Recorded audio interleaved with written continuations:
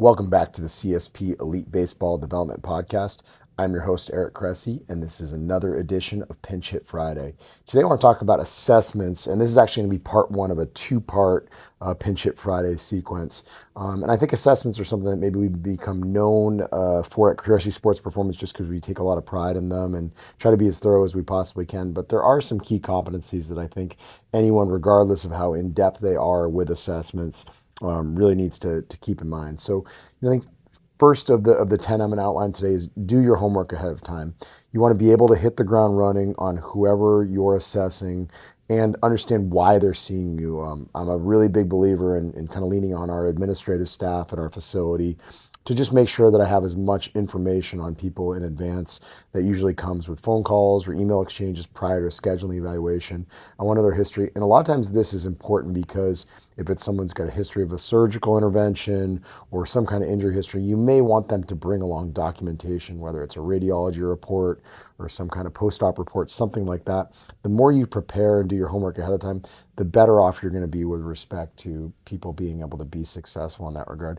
Obviously, I tend to look at things maybe a little bit more clinically than most strength and conditioning coaches because we're in a population of baseball players that are often very broken. But I think this is something that applies to what you might do in other industries as well. Whether you work with baseball people or not, you should know what their medication history is, what their injury history is. All those things are super important to have in terms of documentation.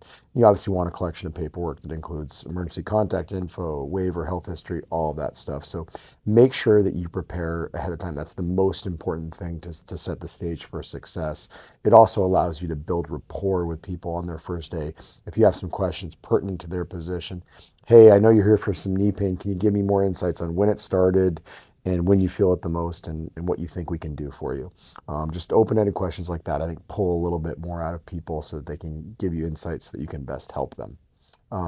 Getting more granular, though, for me, number two, thorough assessments include both specific and general components. So in my eyes, every assessment can be categorized as either specific or general.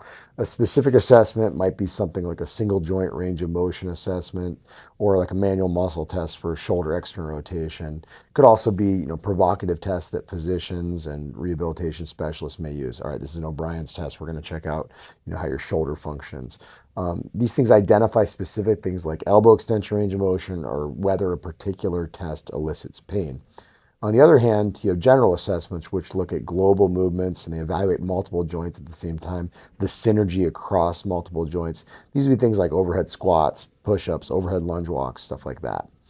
And then the problem is that both kinds of assessments can fall short. So as an example, you might see a hypermobile young athlete who's really unstable, but passes all of your range of motion screens, so specific tests with flying colors, but then they fold up like a lawn chair when they do an overhead lunge walk because it's a general screen that mandates, a lot of stability across multiple joints in a weight-bearing position. At the other end of the spectrum, you may also see, athletes with perfect overhead squats, but significantly limited knee flexion range of motion that would make you concerned that they, pull a quad while sprinting. So these are just two examples, though there are really countless more that we could cite. So you need a collection of both specific and general tests that you can get the best look at what people are going through. And I think this also underscores the importance of knowing the difference between assessments and screens, right? An assessment is something thorough that really drives heavy programming decisions, whereas a screen is something that kind of just checks to see if people can exercise safely, kind of like a pre-participation screen, that people might do prior to an athletic season. It's not going to protect against every ankle sprain or pulled hamstring, but it's going to make sure that, hey, you kind of check all the important boxes for us, allowing you to go out and participate. Number three, you should always be able and willing to refer out. I always tell folks you're better off being a great trainer or strength and conditioning coach than you are trying to be an incredibly subpar physical therapist or physician. I refer out every single day in some capacity, whether that's in our facility to our manual therapist, physical therapist, chiropractor, or to our pitching coaches, our hitting coaches.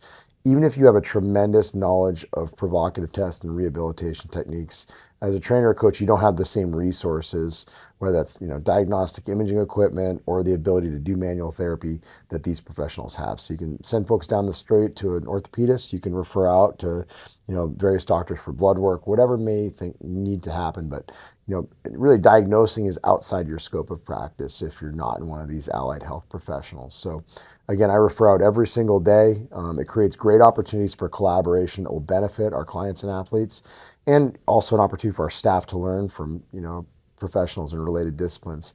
If you see something on assessment that raises a red flag, my feeling is it's always better to be safe than sorry. And I do think your clients will identify that level of humility and really value it. Number 4, remember, don't assess just for the sake of assessing. You want to make it to the point. My biggest pet peeve with respects to assessments is when the process takes far too long. You can do a very thorough evaluation in about 30 minutes, and frankly, most shouldn't even take that long, especially if you're dealing with younger athletes with very clean injury histories and limited training experience. The only ones that really would take longer than that 30-minute timeline in mind would be those ones with extensive injury histories or other unique circumstances. With that said, we do a lot of performance testing. I'll probably talk about this more in part 2, but we're going to go through all of our movement screens and range of motion tests and stuff like that. We do force plate testing. We do some testing on Proteus as well. But at the end of the day, the sooner you're done assessing, the sooner you can get to training. And I think that's always a really important thing to do on day one, is give people an experience on the training side of things where they actually feel like they're working towards their goals. Number 5, you want to always assess in the context of both injury history and functional demands. So you never want to go into a movement assessment blind with respect to the person in front of you, which is what my first point was today. It's in your best interest to review a health history and have a discussion about what they've done. That's training history, what their goals are, what their athletic demands and expectations are. I find it's best to perform an evaluation with better knowledge of an individual's history than it is to look at a movement and then work backwards from it. So it's an algorithm of what you hit first.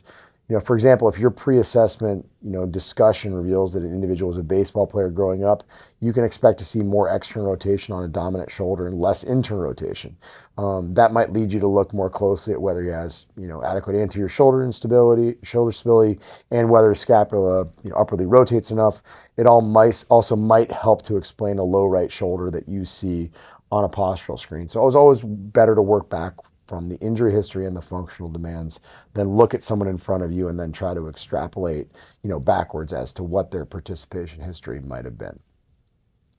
Number 6, it's very important to emotionally separate your personal biases, from your assessment. Baseball players are the largest chunk of my clientele, and as a result, I evaluate a lot of shoulders and elbows in a ton of detail. However, we've also trained NFL punters. I've done thorough assessments with them, and let's just say that we didn't spend a ton of time worrying about perfect elbow range of motion, and instead we spent a lot more time looking at his core and lower extremity. Otherwise, the assessment would have taken all day, and we'd have acquired a lot of information that would not have had a significant impact on his programming. So, just because you've been a power lifter in your history doesn't mean the only thing you should have in your toolbox is a bunch of strength assessments. Really important to look at assessments as a way to gather the information you need to deliver the most high quality product to the person that you're assessing. Number 7, don't let hypermobile clients and athletes cheat assessments. So just like you need to have both specific and general assessments, you also need to make sure that you include both mobility and stability screens, in your visits with people individually. These hypermobile, loose jointed individuals are notorious for cheating assessments that are biased towards range of motion. And comprehensive assessments also need to evaluate stability. And I think this is one thing they did a great job of with the functional movement screen. They look at both sides of the equation. The shoulder mobility, overhead squat, and straight leg tests are general assessments largely biased towards mobility, but things like the trunk stability push-up, the hurdle step, rotary stability, and inline lunge screens, they're all predominantly stability challenges. And obviously there's some crossover between the two, but I do think it's important to have checks and balances within any type of overall assessment approach. Number 8, this seems like common sense, but it's merits saying, is have some feel. Try not to make clients feel uncomfortable, particularly on their first day with you. If you have someone who's really overweight, uncomfortable with their body, it's probably not a great idea to have them take his shirt off for a scapular screen in front of a busy gym. If you have a woman who's seriously deconditioned, probably not a great idea to put her through a lunge assessment, in front of a bunch of people when she's going to fail miserably because she doesn't have, the requisite strength to execute it perfectly.